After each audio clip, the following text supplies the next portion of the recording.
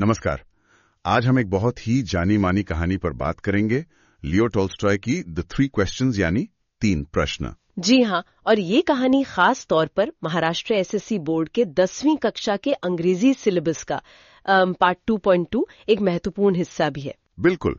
तो आज हम इस कहानी की तह तक जाएंगे, इसके हर पहलू को समझने की कोशिश करेंगे। हाँ, मतलब इसका संदेश क्या है और परीक्षा के लिहाज से क्या क्या जरूरी बातें हैं, उन सब पर गौर करेंगे। तो कहानी है एक राजा की, जिसके मन में ना 3 बड़े गहरे सवाल उठते हैं। ऐसे सवाल जो शायद हम सबके मन में भी कभी ना कभी आते होंगे। जैसे पहला सवाल था कि किसी भी काम को शुरू करने का सबसे सही वक्त, बिल्कुल परफेक्ट टाइम कौन सा होता है। और दूसरा कि भाई किन लोगों की बात सबसे ज्यादा सुननी चाहिए, कौन लोग हैं जो सबसे ज्यादा महत्वपूर्ण हैं। और तीसरा सवाल था कि सबसे जरूरी काम कौन सा है, मतलब कौन सा एक्शन सबसे इम्पोर्टेंट है। और राजा को लगता था कि भाई अगर ये 3 बातें पता चल गईं, हाँ, तो बस फिर तो कोई गलती होगी ही नहीं, वो कभी फेल ही नहीं होगा। इसी सोच के साथ राजा ने क्या किया फिर? हाँ, तो उसने अपने पूरे राज्य में यूं कहिए घोषणा करवा दी, ढिंडोरा पिटवा दिया कि जो भी इन 3 सवालों के सही जवाब देगा उसे बहुत बड़ा इनाम मिलेगा। अच्छा, फिर तो भीड़ लग गई होगी दरबार में। बिल्कुल, दूर दूर से विद्वान पढ़े लिखे लोग आने लगे। अब पहले सवाल को ही लीजिए, सही समय। इस पर तो बड़ी अलग अलग राय आई। हाँ, क्या कहा उन्होंने? कुछ ने कहा, महाराज आपको एक पूरा डिटेल्ड टाइम टेबल बनाना पड़ेगा, हर घंटे का हर दिन का काम पहले से फिक्स। और फिर सख्ती से उस पर चलना होगा। बिल्कुल, लेकिन दूसरों का मानना था कि ये तो मुमकिन ही नहीं। हाँ, जिंदगी कहाँ टाइम टेबल के हिसाब से चलती है। वही तो, उन्होंने कहा कि फालतू बातों में टाइम वेस्ट मत करो, बस हमेशा अलर्ट रहो और जो उस वक्त जरूरी लगे वो कर डालो। एक तीसरा सुझाव भी था शायद, काउंसिल बनाने का। जी हाँ, कुछ ने कहा राजा अकेले कैसे फैसला ले सकता है, उसे तो बुद्धिमान लोगों की एक काउंसिल, एक समिति बनानी चाहिए। वो लोग मिलकर तय करेंगे कि सही समय क्या है। तो यहाँ राजा के लिए मुश्किल हो गई होगी। कोई कह रहा है टाइम टेबल, कोई कह रहा है अभी करो, कोई कह रहा है कमेटी बनाओ। हाँ, और आप देख सकते हैं कि ये जवाब कितने अलग थे। कोई बहुत ज्यादा सख्त तो कोई बिल्कुल अव्यवहारिक सा लगता था। सही कहा। अच्छा, और दूसरे सवाल का क्या हुआ? सही लोग कौन है? उसमें भी यही हाल।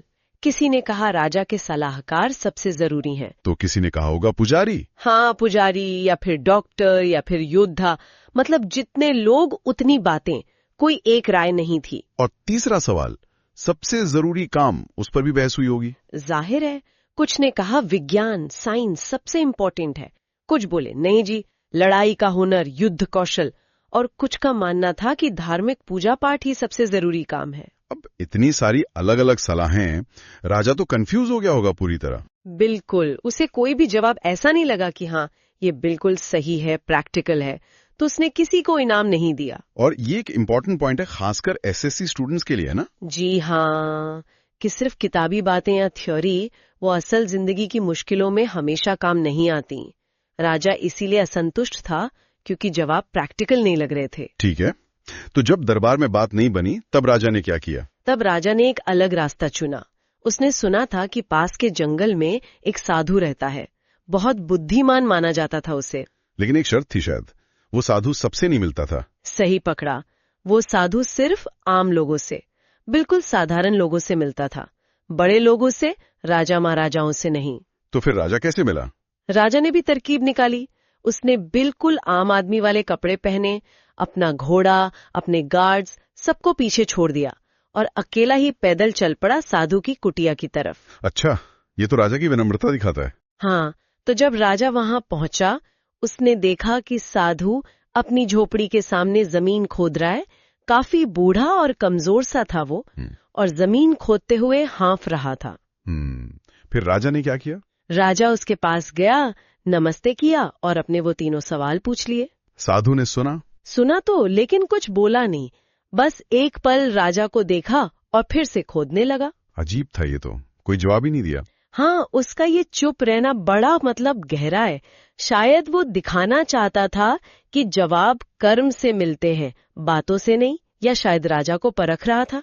राजा इंतजार करता रहा होगा। हाँ, कुछ देर खड़ा रहा, फिर उसने देखा कि साधु तो बहुत थक गया है, तो उसे दया आ गई। तो उसने मदद की पेशकश की। बिल्कुल। राजा ने कहा, आप थक गए, लाइए फावड़ा मुझे दीजिए, मैं खोद देता हूँ। ये राजा के कैरेक्टर का एक और अच्छा पहलू है, मदद करने की इच्छा, सेवा भाव। हाँ, और वो हिचकिचाया नहीं ये काम करने में। नहीं, बिल्कुल नहीं। उसने फावड़ा लिया और खोदने लगा। एक क्यारी खोदी, फिर दूसरी। कुछ वक्त बीता, राजा ने फिर अपने सवाल पूछे। इस बार तो जवाब दिया होगा साधु ने। नहीं, इस बार भी सीधा जवाब नहीं। साधु खड़ा हो गया और बोला, अब तुम आराम करो, लाओ मैं खोदता हूँ। लेकिन राजा ने भावड़ा तो नहीं दिया। नहीं दिया। वो खोदता रहा। शायद उसे लगने लगा था कि जवाब यहीं कहीं है, इसी काम में। शाम हो गई होगी फिर तो। हाँ, शाम होने लगी, सूरज ढलने लगा। आखिर में राजा ने फावड़ा रखा और कहा, हे बुद्धिमान पुरुष, मैं आपके पास जवाब जानने आया था। अगर आप नहीं बता सकते तो बता दीजिए, मैं लौट जाऊं। और तभी कुछ हुआ। हाँ, जैसे ही राजा ने ये कहा, साधु बोला, रुको, वो देखो, कोई दौड़ा आ रहा है। कौन था वो? राजा ने मुड़ के देखा तो एक दाढ़ी वाला आदमी भागा आ रहा था जंगल से। उसने अपने हाथ पेट पर दबा रखे थे और वहां से खून बह रहा था। अरे! वो आदमी राजा के पास पहुंचते ही कराह के गिर पड़ा, बेहोश हो गया। फिर राजा ने क्या किया? राजा और साधु ने मिलकर उसके कपड़े ढीले किए। राजा ने देखा पेट में बड़ा गहरा घाव है। उसने बिल्कुल देर नहीं की, उसे मदद की होगी सर। फौरन घाव को धोया, अपने रुमाल और साधु के तौलिए से पट्टी बांधी, लेकिन खून बंद ही नहीं हो रहा था। ओह! तो राजा बार बार पट्टी बदलता रहा, घाव साफ करता रहा, तब तक लगा रहा जब तक खून बहना बंद नहीं हो गया। ये घटना तो बिल्कुल अचानक हुई। हाँ, और यही कहानी का टर्निंग पॉइंट है। ये राजा को उसके जवाबों के करीब ले जा रही थी, बिना उसे पता चले। और यहाँ राजा की दया और मदद करने का भाव साफ दिखता है। उसने ये नहीं सोचा कि ये कौन है, बस इंसानियत निभाई। बिल्कुल। फिर उस आदमी को होश आया तो उसने पानी मांगा। राजा ने पानी पिलाया। रात हो गई थी, ठंड भी थी। तो उसे कुटिया के अंदर ले गए होंगे। हाँ, राजा और साधु ने मिलकर उसे उठाया और कुटिया के अंदर बिस्तर पे लिटा दिया। वो आदमी आंखें बंद करके लेट गया। और राजा? राजा भी बहुत थक गया था। दिन भर का सफर, फिर वो खुदाई।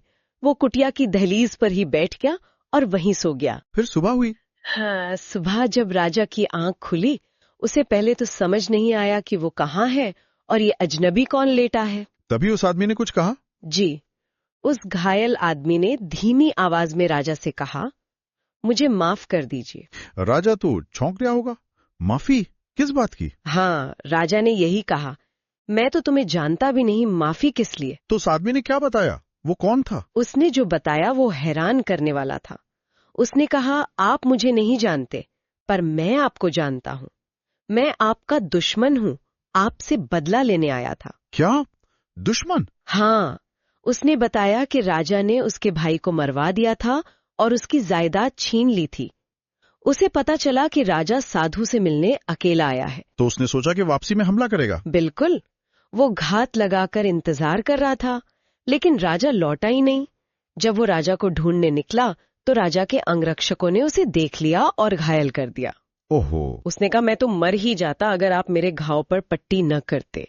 मैं आपको मारने आया था और आपने मेरी जान बचाई। ये तो बहुत बड़ी बात थी। हाँ, उसने आगे कहा, अगर मैं जिया तो मैं और मेरे बेटे हमेशा आपके वफादार सेवक रहेंगे। मुझे माफ कर दीजिए। राजा का क्या रिएक्शन था? राजा बहुत खुश हुआ इस बात से कि इतनी आसानी से एक दुश्मन दोस्त बन गया। उसने माफ कर दिया। हाँ, दिल से माफ किया और वादा भी किया कि वो अपने डॉक्टर और नौकर भेजेगा उसकी देखभाल के लिए और उसकी संपत्ति भी लौटा देगा। वाह, ये तो क्षमा और सुलह का बहुत अच्छा उदाहरण है। ये भी एग्जाम के लिए जरूरी होगा। बिल्कुल, फॉरगिवनेस और रिकॉन्सिलिएशन का थीम। तो उस आदमी को विदा करके राजा जाने ही वाला था। हाँ, लेकिन जाने से पहले उसने सोचा एक बार और साधु से पूछ लूं, शायद अब जवाब मिल जाए। साधु क्या कर रहा था? साधु बाहर घुटनों के बल बैठा था और उन क्यारियों में बीज बो रहा था जो उन्होंने कल खोदी थी। राजा ने फिर पूछा। हाँ, राजा ने पास जाकर फिर विनती की, हे ज्ञानी पुरुष, आखिरी बार पूछ रहा हूँ, मेरे सवालों के जवाब दे दे। इस बार साधु ने क्या कहा? साधु मुस्कुराया और बोला, तुम्हें तुम्हारे जवाब तो मिल चुके हैं। मिल चुके हैं? हाँ। राजा को समझ नहीं आया होगा। कैसे? हाँ, राजा हैरान था। साधु ने समझाना शुरू किया। बोला, जरा सोचो, अगर कल तुमने मेरी कमजोरी देखकर दया नहीं की होती और ये क्यारियां ना खोदी होती तो वापस चला जाता। हाँ, और वो आदमी उस पर हमला कर देता, तब वो सोचता, काश मैं साधु के पास ही रुक जाता। अच्छा। तो तो साधु ने कहा, उस वक्त जब तुम क्यारियां खोद रहे थे वो ही तुम्हारे लिए सबसे महत्वपूर्ण समय था। हाँ।